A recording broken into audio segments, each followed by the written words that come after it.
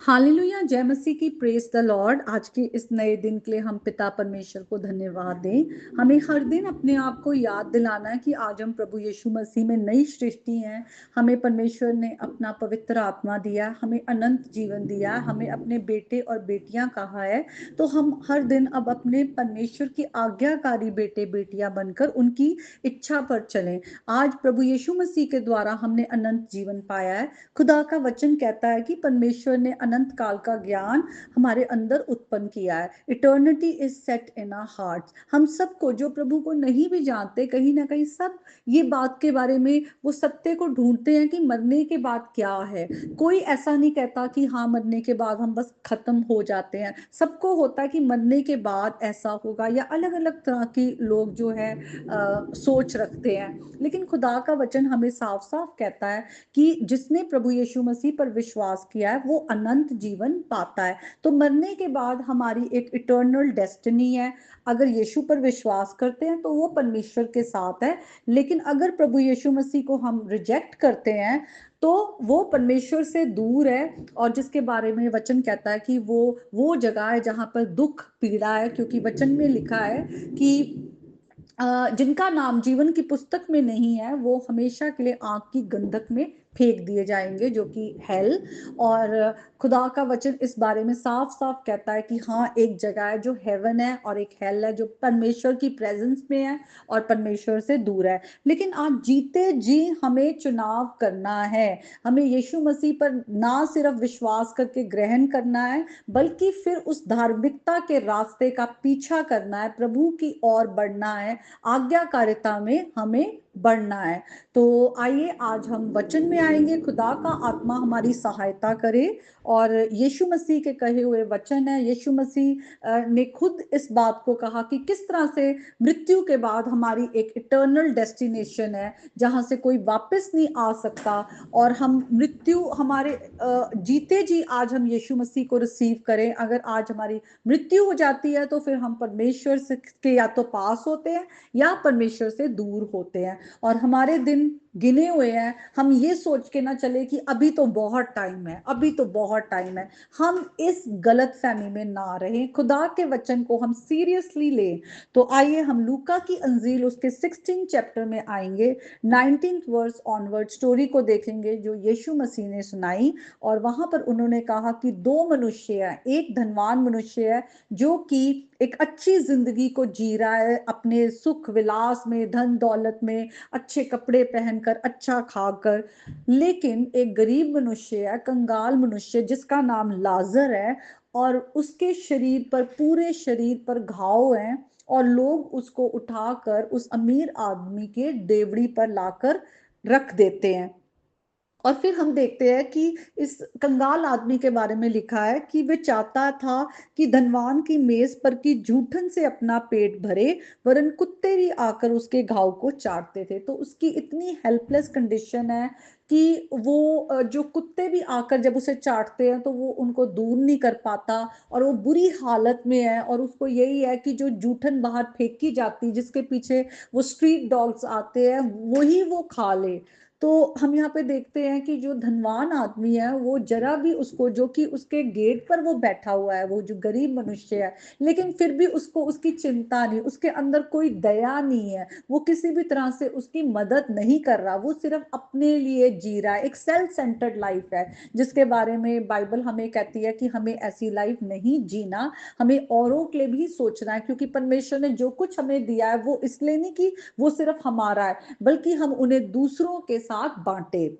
उसके बाद हम देखते हैं कि दोनों की मृत्यु हो गई। और जब कंगाल की मृत्यु हुई तो लिखा है एकदम से स्वर्गदूत आकर उसको अब्राहम की गोद में उन्होंने लाकर रख दिया।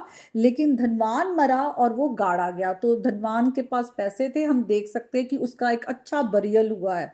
और उसके बाद उसकी हालत कहाँ है? अधोलोक में, जहां पर दुख और पीड़ा है। और उस पीड़ा में वो अब्राहम को दूर देख पा रहा है कि लाजर उसकी गोद में है। तो अगर इस स्टोरी को देखें तो यीशु के समय में जो फरीसी थे, यहूदी थे, वो सोचते थे कि जब बहुत पैसा धन दौलत होना वो दिखाता है कि हाँ, खुदा ने तुम्हें बहुत आशीष दी है। और गरीब होना मतलब खुदा तुमसे ना खुश है। लेकिन यीशु मसीह यहाँ पर कहना चाह रहे हैं कि ये अमीर गरीब नहीं, बल्कि हमने अपने जीवन को किस तरीके से जिया है, प्रभु की इच्छा में या प्रभु की इच्छा से बाहर।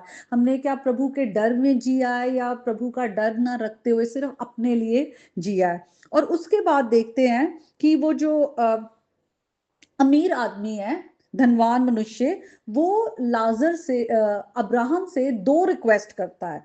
पहला वो करता है, वो लिखा है 24 आयत को देखें। उसने पुकार कर कहा, हे पिता अब्राहम, मुझ पर दया करके लाजर को भेज दे, ताकि वे अपनी उंगली का सिरा पानी में भिगोकर मेरी जीभ को ठंडी करे, क्योंकि मैं इस ज्वाला में तड़प रहा हूं।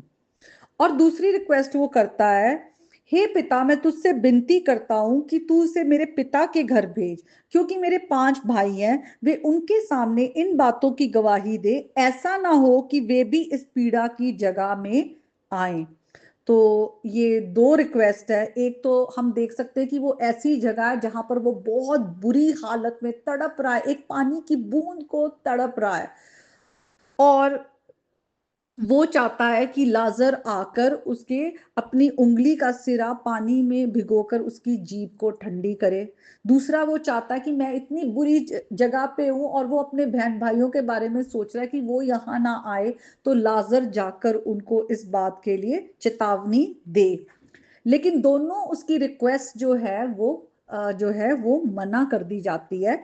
पहले अब्राहम ने कहा, हे पुत्र, स्मरण कर कि तू अपने जीवन में अच्छी वस्तुएं ले चुका, और वैसे ही लाजर बुरी वस्तुएं, परंतु अब वे यहाँ शांति पा रहा है और तू तड़प रहा है। हमने किस तरह से अपने जीवन को जिया, किस तरह के चुनाव किए, ये मैटर करता है। और दूसरी बात लिखा हुआ है, उन्होंने कहा, इन सब बातों को छोड़, हमारे और तुम्हारे बीच एक भारी गड्ढा ठहराया गया है। वो इतनी दूरी है कि ना यहाँ से कोई वहां जा सकता है, ना वहां से कोई यहाँ आ सकता है। तो बाउंड्री सेट है, जो जिसके कारण, जिसकी जहां पे डेस्टिनी सेट कर दी गई है कि वो परमेश्वर की उपस्थिति में है या परमेश्वर से दूर, वहां से वो अपनी जिंदगी का आगे इटर्निटी में वो चुनाव नहीं कर पाएंगे। और उसकी दूसरी रिक्वेस्ट भी जो है मना कर दी गई। अब्राहम ने उससे कहा, उनके पास तो मूसा और भविष्यवक्ताओं की पुस्तकें हैं, वे उनकी सुने। उसने कहा, नहीं हे पिता अब्राहम, पर यदि कोई मरे हुओं में से उनके पास जाए तो वे मन फिराएंगे। तो अब्राहम ने कहा कि वो व्यवस्था, और जो मूसा की व्यवस्था और जो भविष्यवक्ताएं उनकी पुस्तकें हैं, उनके द्वारा वो जाने, वो सच्चाई को जाने, वो प्रभु यीशु मसीह की ओर पॉइंट करते कि प्रभु यीशु मसीह में अनंत जीवन है, प्रभु यीशु मसीह को मानना है। लेकिन हम आगे देखते हैं, अब्राहम ने कहा, उसने उनसे कहा कि जब वे मूसा और भविष्यवक्ता की बात भी नहीं सुनते, तो यदि मरे हुओं में से कोई जी उठे तो भी उसकी नहीं मानेंगे।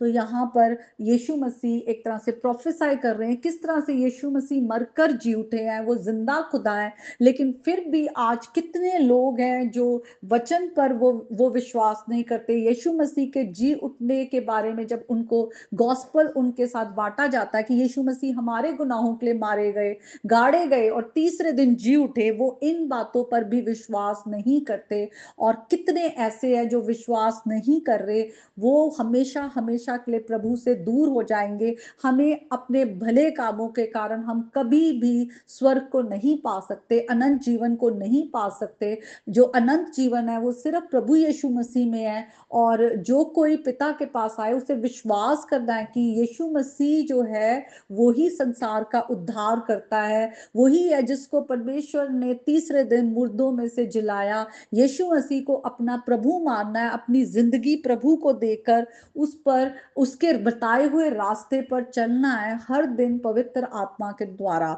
आज हमारे पास चुनाव है, हम आज अपनी जिंदगी को ऐसे ना वेस्ट करें, हम इसे इटर्नल पर्सपेक्टिव के साथ हम जो है इसको जीने वाले हो। हम सोचे कि ये जिंदगी कभी भी खत्म हो सकती है, लेकिन अगर हम यीशु मसीह पे विश्वास करते हैं तो इस जिंदगी के बाद हम हमेशा हमेशा के लिए अपने परमेश्वर पिता के साथ हम रहेंगे। जो हम हमारी वचन कहता है कि जो हमारी सिटीजनशिप है वो हेवन की है। तो यहाँ पे हम टेम्पररी है, लेकिन हमेशा का अनंत जीवन है। जिन्होंने यीशु पर विश्वास किया उनका जीवन यीशु मसीह के साथ